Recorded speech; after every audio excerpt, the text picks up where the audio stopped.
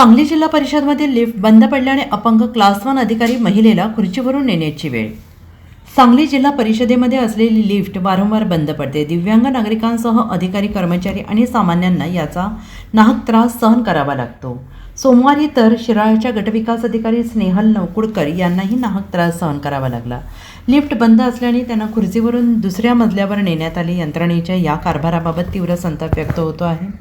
सांगली जिल्हा परिषदेतील लिफ्ट वारंवार बंद पडते। सोमवारी या समस्येची गंभीरता पुन्हा एकदा समोर आली आहे। शिराळा येथील गटविकास अधिकारी नवकुडकर या दिव्यांग आहेत। जिल्हा परिषदेत दुसऱ्या मजल्यावर आयोजित बैठकीसाठी ते आल्या होत्या, मात्र लिफ्ट बंद असल्याने त्यांना मोठा त्रास सहन करावा लागला। अखेर 4 ते 5 जणांनी त्यांना खुर्चीवर बसवून दुसऱ्या मजल्यावर नेले।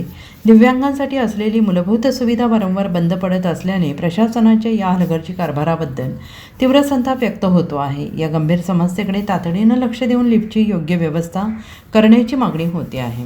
Bureau report, SPN Marathi, Sangli.